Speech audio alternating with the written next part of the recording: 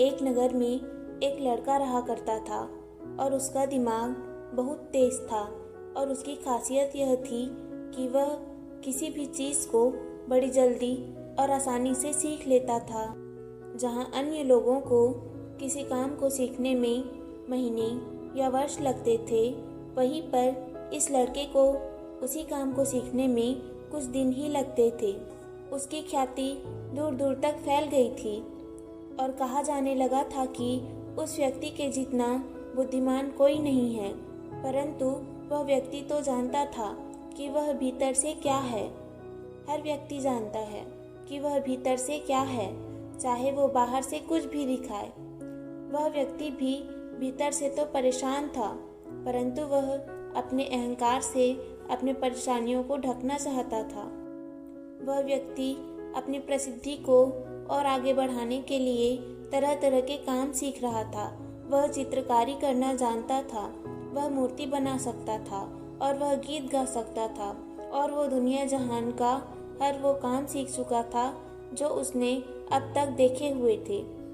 इसलिए उसे अपनी बुद्धिमत्ता पर अहंकार था, क्योंकि कोई भी साधारण आदमी एक काम कर सकता है या 2 काम कर सकता है और ज़्यादा से ज़्यादा 3 काम को कर सकता है, परंतु वह तो सैकड़ों काम को कर सकता था और बहुत अच्छे से कर सकता था। इसलिए उसे अपनी बुद्धिमत्ता पर अहंकार था। वह इस बात को अंदर ही अंदर मान चुका था कि उसके जितना बुद्धिमान इस दुनिया में कोई भी नहीं है। फिर एक दिन उसका सामना गौतम बुद्ध से हुआ। उसे पहली बार एक ऐसा व्यक्ति दिखता है जिससे उसे ईर्ष्या होती है। अब तक उसने ऐसे लोग देखे हुए थे जो इससे ईर्ष्या करते थे, और जहाँ ईर्ष्या होती है वहाँ तुलना का होना निश्चित है। वह व्यक्ति अपनी तुलना गौतम बुद्ध के साथ करना शुरू कर देता है। वह देखता है कि बुद्ध के पास तो एक भिक्षा का कटोरा है, लेकिन उसके पास धन की कोई भी कमी नहीं है। बुद्ध के वस्त्र तो बहुत साधारण से थे, परंतु उनके वस्त्र बहुत कीमती हैं। बुद्ध तो जमीन पर नंगे पैर चलते हैं, परंतु वह नंगे पैर नहीं चलता।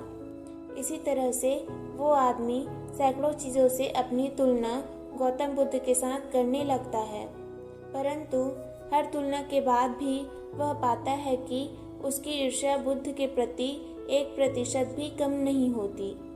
वह व्यक्ति मन ही मन सोचता है कि मैं इस भिक्षु से अपनी तुलना क्यों कर रहा हूँ, जबकि मेरा जीवन इससे 100 गुना बेहतर है। लोग भी बुद्ध का सम्मान कर रहे हैं। आखिर इसके भीतर ऐसा क्या है जो मुझ में नहीं है और जिसके कारण मेरे भीतर इसके प्रति ईर्ष्या है।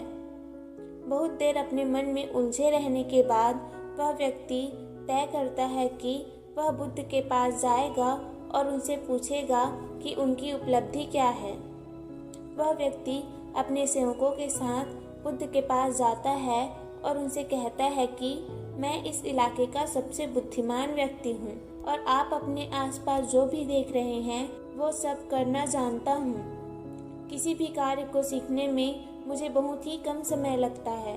सभी लोग मेरा सम्मान करते हैं, परंतु इस सब के बाद भी मेरे भीतर आपके लिए ईर्ष्या है।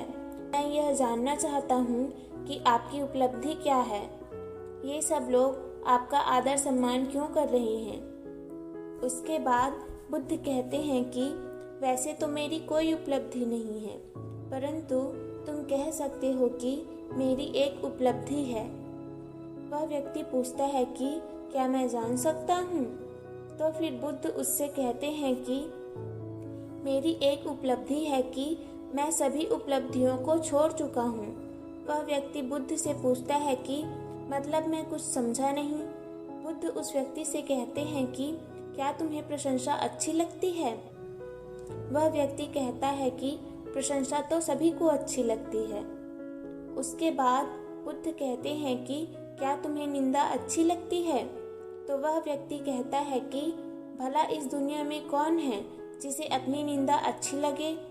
उसके बाद बुद्ध कहते हैं कि जो तुम्हें अच्छा लगता है और जो तुम्हें बुरा लगता है, मैं इन दोनों से भी ऊपर उठ चुका हूँ। ना मुझे निंदा सताती है और ना ही अपनी प्रशंसा प्रसन्न करती है। बस यही अंतर है तुम में और मुझ में। और उसके बाद वह व्यक्ति बुद्ध से कहता है कि परंतु यह कैसे संभव है। बुद्ध मुस्कुराते हैं और उस व्यक्ति से कहते हैं कि तुमने सैकड़ों काम सीखे, लेकिन एक सबसे जरूरी काम तो तुम सीखना भूल ही गए। वह व्यक्ति बुद्ध से पूछता है कि कौन सा काम बुद्ध? बुद्ध कहते हैं कि अपने मन को नियंत्रित करना। क्या तुम्हें आता है? बुद्ध की वह बात सुनकर व्यक्ति समझ जाता है कि ईर्ष्या का यही कारण था। उसके बाद बुद्ध कहते हैं कि जिस व्यक्ति ने सारा जगत को जीत लिया लेकिन अपने मन को नहीं जीता, उसने कुछ भी नहीं जीता।